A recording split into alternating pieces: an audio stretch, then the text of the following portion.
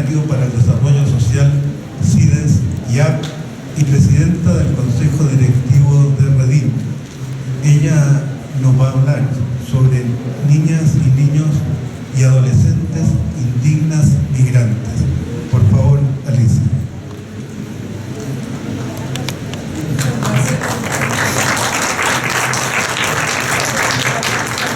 Bueno, pues muchas gracias. Es un honor participar en este panel con la exposición del trabajo que realiza nuestra institución en la Ciudad de México.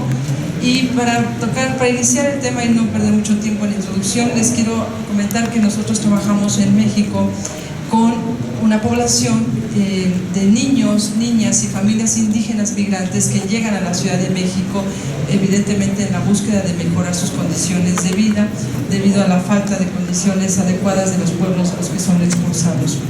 Y en ese sentido, digamos, el universo de poblaciones con las que nos encontramos en México sobre la población indígena, pues representa una pluralidad de grupos poblacionales que se encuentran trabajando, viviendo, ocupando los espacios públicos.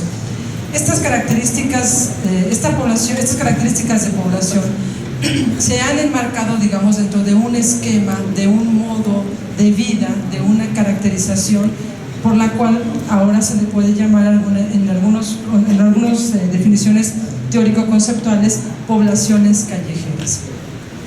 Se trata entonces de niños, de familias, comerciantes ambulantes que se encuentran trabajando, que pertenecen a distintos grupos indígenas, que han venido tejiendo lazos de desarrollo social, lazos que les permiten tener cierta afinidad y ciertos encuentros solidarios y de apoyo con los grupos y con los comerciantes o con las comunidades con las que, en los puntos donde llegan a trabajar. Y especialmente en esta presentación queremos hacer énfasis particularmente con las familias indígenas migrantes que se encuentran en la calle. Por supuesto que se encuentran trabajando y construyendo su cotidianidad de sobrevivencia junto con otros grupos. No hay población mayormente excluida, y los reportes del último año del CONAPRED, del Consejo para la del COPRED, no es CONAPRED, COPRED, perdón, que es el de la Ciudad de México, el Consejo para Prevenir la Discriminación del Distrito Federal, reporta particularmente dos poblaciones como las más excluidas en la Ciudad de México. La primera son los niños y niñas que viven en la calle, las poblaciones callejeras, y los segundos, las poblaciones indígenas que están en la Ciudad de México. Es decir, nos encontramos frente a un grupo de población que la propia ciudadanía, la propia población, por sus solas características físicas, por sus solas condiciones, se encuentran en alto grado de exclusión y de discriminación. Si alguien quiere ofender a una persona, solo tiene que decirle que parece indígena o que parece un indio. Y eso, a palabra, parece mágica y automáticamente se configura, tenemos una representación social conceptual de lo que representa y es indígena. E indígena significa estar en la escala más baja de la estructura de lo social, en la escala más baja de la estructura económica, por eso es una ofensa, ¿no? Hoy, por supuesto, los pueblos indígenas reivindican su orgullo de pertenecer a las comunidades y a los pueblos originarios desde otro enfoque. Sin embargo, su orgullo y su necesidad de posicionarse todavía no alcanza a establecer como una demanda, como una condición social, y siguen siendo un pueblo etiquetado, estigmatizado, pueblos etiquetados y estigmatizados.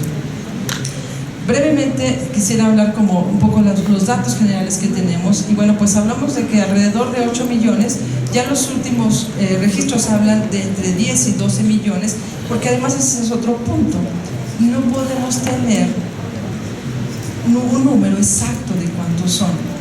Y como decían nuestras compañeras feministas que estaban en una campaña de género, de mujeres, decían, lo que no se habla no existe, y si no sabemos cuántos son, pues entonces no existen.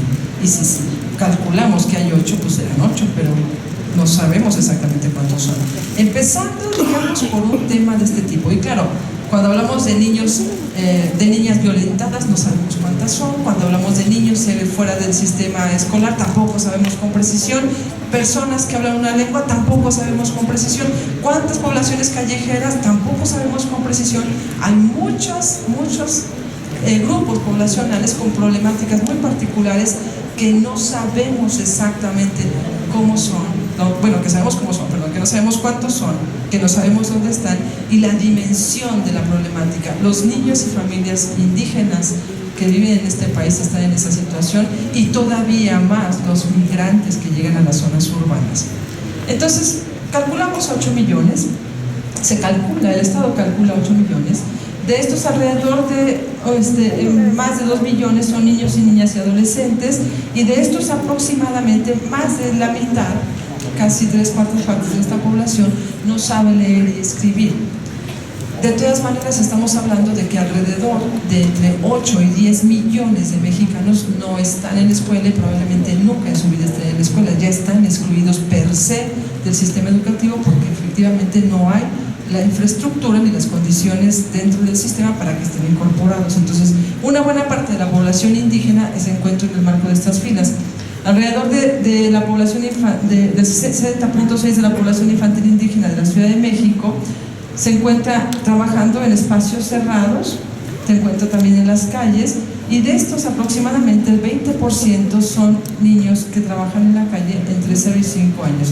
Y ustedes se van a preguntar, ay, esta señora no sabe nada, un niño de 0 años no puede trabajar en la calle. ¿Por qué sí trabaja? Porque forma parte de la figura, de la imagen, es utilizado en el estereotipo y lo trae cargando. El niño que está desde los 0 años cargado en la espalda, en el rebozo de la señora, ya está teniendo una función y contribuye con su sola presencia a tener un ingreso para esa familia. Por eso se vuelve parte del ingreso familiar. Esto no necesariamente dice que la señora es una explotadora de niños, dice que no tiene dónde dejar a un niño de 0 años. Dice que necesita irse a trabajar para mantener al resto de los 5, o al resto de los hijos que tenga, y que no hay quien cuide a ese niño. Y en un alto sentido de responsabilidad tiene que cargar al niño ahí. Nadie quiere traer cargando a un niño de 0 años, o de 1 año, o de 2 años en la espalda, porque además terminas con la espalda realmente dolorida. Entonces, tampoco es por ganas, aunque en otro lado pues hay como toda una interpretación del apego también, ¿no? Y bueno, desde este enfoque también podemos decir que 3 de cada 5 niños indígenas y 3 de cada 6 mujeres embarazadas padecen algún grado de desnutrición. Yo creo que esto también nos da un panorama. Imagínense que en este salón hiciéramos un conteo de 1, 2, 3, ¿no? Y 1, 2, 3, 4, 5, y entonces vamos a separar a los 3. Prácticamente más del 50% de este salón, 3/4 parte del salón, estaríamos en estado de desnutrición, solo de este grupo.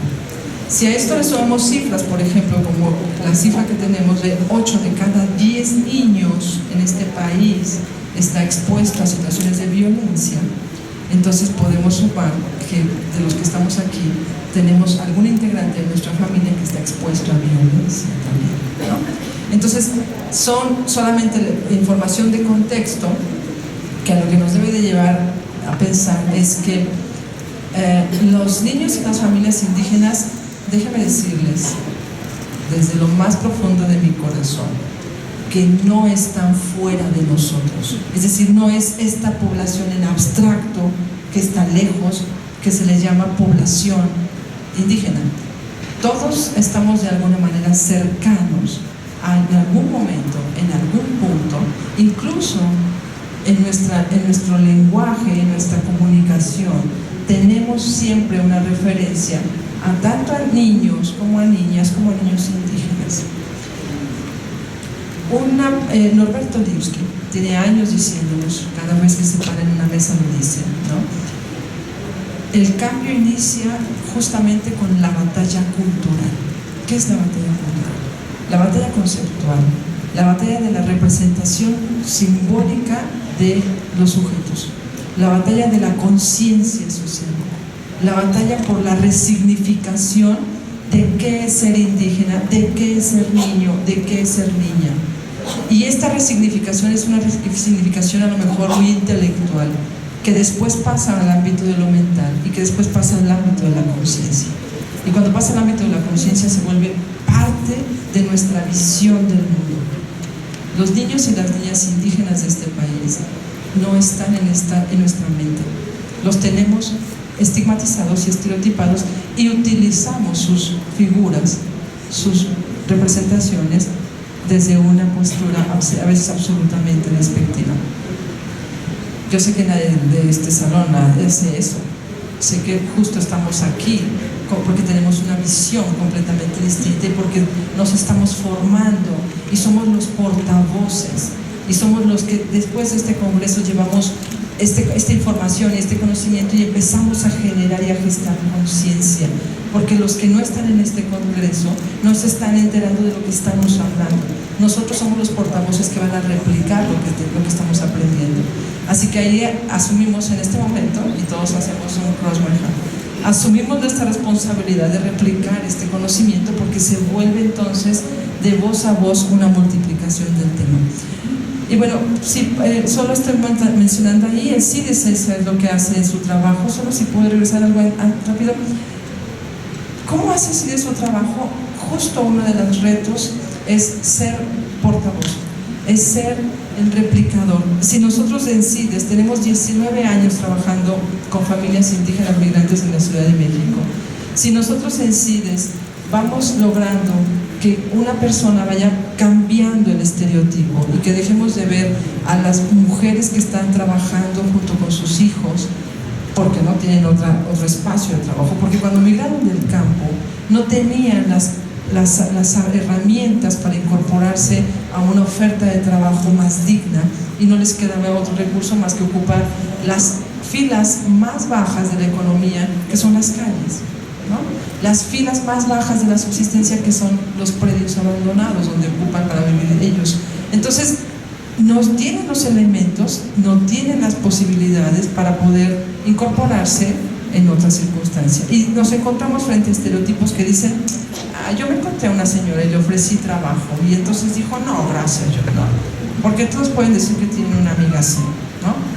Bueno, sí, es parte de... Ya esto es una historia común que se ha repetido tantas veces que entonces todos contamos la misma historia y entonces la amiga te dijo que no quiere trabajar. Si ustedes reciben en su casa para que les hagan la limpieza una señora con sus 3 hijos, yo creo que estaría feliz de tener un lugar digno donde vivir. Pero si le dicen: oh, tienes que dejar a los hijos, ¿dónde dejar a los hijos? Yo soy una mamá de 3 hijos y si no tengo dónde dejar a mis hijos, yo tengo que cargar con mis hijos, porque mi presencia les da seguridad. Y si mis hijas se las tengo que dejar en un lugar inseguro, pues entonces yo estoy donde están mis hijas, porque las madres tienen conciencia de protección de sus hijos. Y estas mujeres indígenas son pueblos que han sobrevivido ancestralmente, o sea, después de los 300 años de conquista y hasta la fecha, esos pueblos son antes que eso. O sea, imagínense cuántos años han sobrevivido, ¿no? Más de 600 años. Entonces, 500 años, el que menos, 500 y fracción de años. Entonces, obviamente, son pueblos que tienen una sabiduría y que tienen un potencial y una capacidad de sobrevivir y de tener mecanismos de cómo mantener unido a su familia, que nosotros pensamos que eso no funciona, porque lo vemos desde otros lentes. Ellos nos tienen que enseñar cómo funciona, porque ellos tienen más años y más experiencia que nosotros. Entonces, les invito a resignificar, a reconceptualizar el enfoque desde el cual hacemos una lectura y una interpretación de los pueblos indígenas migrantes, de los niños y niñas que nos encontramos en los cruceros, que a veces parece que afean y que de repente se implementan políticas de limpieza porque se ven mal, a modificar nuestra postura, nuestra visión, justo para transformar el papel que como sociedad debemos cumplir para asegurar y garantizar el pleno ejercicio de los derechos de sus niños y sus familias. Muchas gracias.